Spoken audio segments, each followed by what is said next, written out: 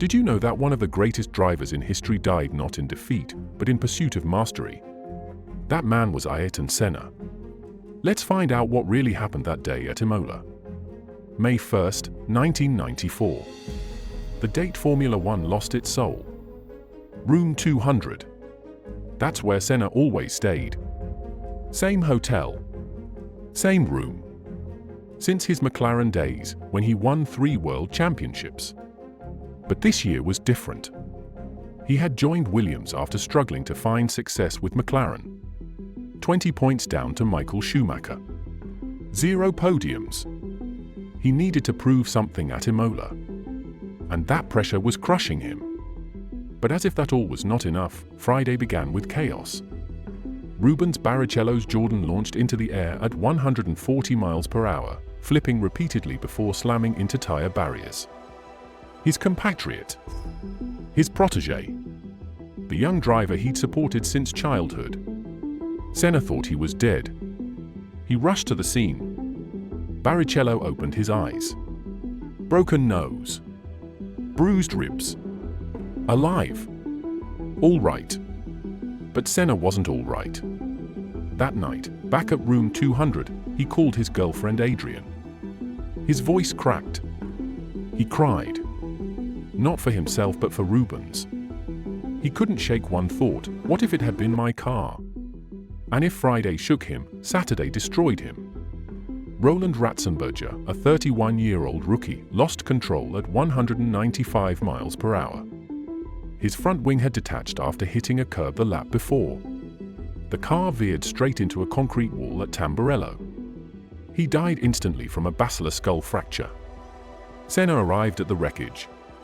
He found Professor Sid Watkins, F1's chief medical officer. His friend. The man who'd saved Barrichello just 24 hours earlier. And Watkins delivered the news: Roland was gone. Ayrton broke down. Cried on Watkins' shoulder. "What else do you need to do?" Watkins asked him. "You have been world champion 3 times, you are obviously the quickest driver.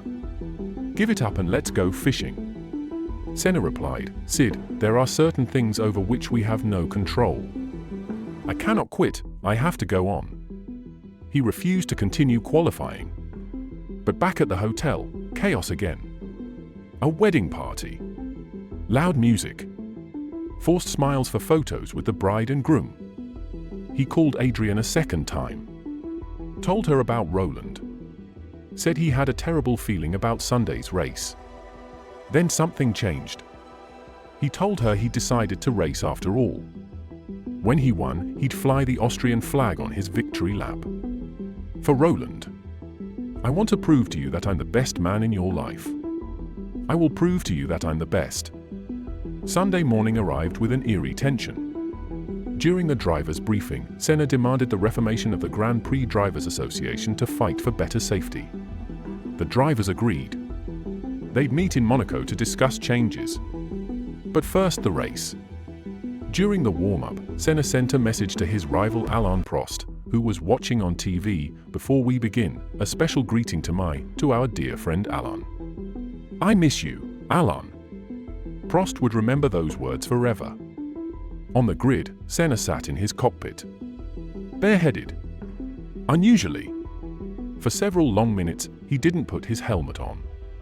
Just thinking. The lights went out. Immediately disaster. JJ Leto stalled. Pedro Lamy smashed into the back of him. Debris flew into the crowd. The safety car deployed.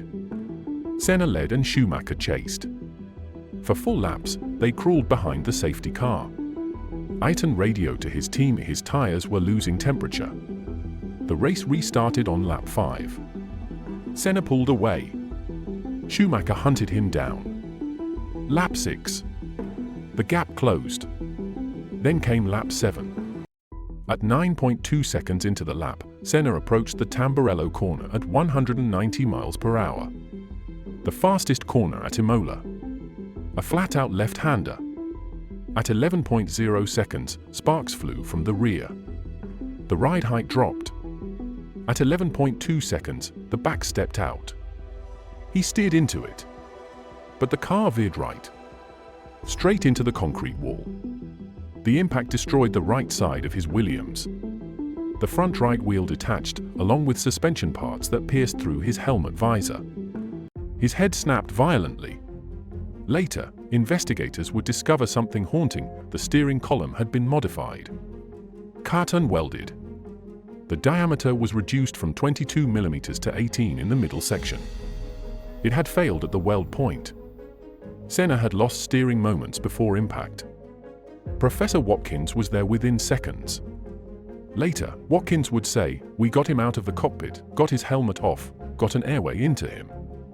I saw from his neurological signs that it was going to be a fatal head injury." Eric Comas stopped nearby. 2 years earlier, Senna had saved his life at Spa running from his car to help the unconscious Frenchman. Now Eric wanted to return the favor. But it was too late. The helicopter took Senna to Bologna. Journalists noticed blood dripping from it during landing. Everyone knew. But the race continued.